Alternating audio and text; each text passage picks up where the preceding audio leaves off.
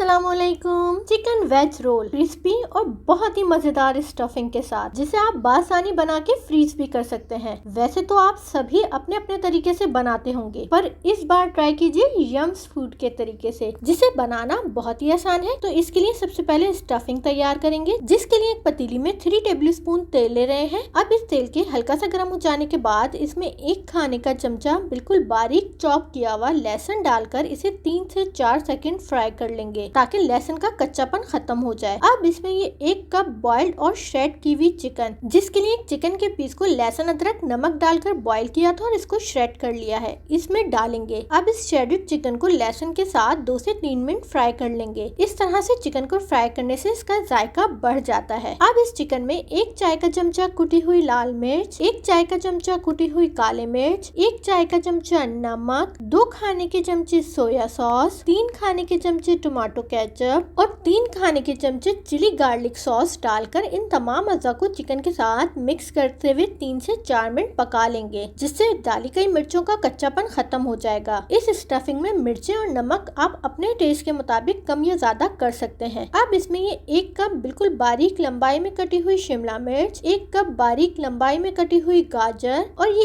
1 cup बिल्कुल बारीक लंबाई में कटी हुई बंद गोभी डालकर इन तमाम अज्जा को आपस में मिक्स करते हुए 3 से 4 मिनट तेज आंच पर पका लेंगे। बस इसको इतना ही पकाइएगा कि सब्जियों का क्रिस्प बरकरार रहे। देखिए ये मटेरियल तैयार है। अब फ्लेम बंद करके फौरन इस मटेरियल को एक अलग बाउल में पलट लेंगे, ताकि सब्जियों का कुकिंग प्रोसेस रुक जाए। अब इस मटेरियल को ठंडा होने के लिए छोड़ देते हैं और चलते हैं सिल्ली बनाने की जानिब, जिसके लिए एक बाउल में 3 खाने के चमचे कॉर्नफ्लोर लेकर इसमें 1/3 कप पानी डालकर इसको मिक्स करके सिल्ली तैयार कर लेंगे। ये सिल्ली रोल को जोड़ने के काम आएगी। अब चलते हैं दोबारा मटेरियल की जानिब, जो कि ठंडा हो चुका है। अब ये स्टफिंग और सिल्ली साथ ही रख लेंगे और फिर रोल बनाने के लिए एक स्क्वायर शीट लेकर इसको फैला लेंगे। फिर इसके एक सिरे पर तैयार स्टफिंग रखकर पहले इसको दोनों जानिब से मोड़ेंगे, फिर इस तीसरे सिरे को उठाकर इसको एक जानिब से मोड़ना शुरू कर देंगे और फिर इस शीट के आखिरी सिरे पर तैयार सिल्ली लगाकर इसको जोड़ लेंगे। इसी तरह करते हुए तमाम मटेरियल्स के रोल बना लेंगे। देखिए रोल्स तैयार हो गए हैं। अब इस मरहले पे मैं कुछ रोल्स को फ्राई करके दिखाऊंगी, बाकी रोल्स को सीलिंग बैग या फिर कंटेनर में डालकर फ्रीज कर लूंगी। अब चलते हैं फ्राई करने के जानिब। इसके लिए कढ़ाई में फ्राई करने के हिसाब से तेल ले लिया है।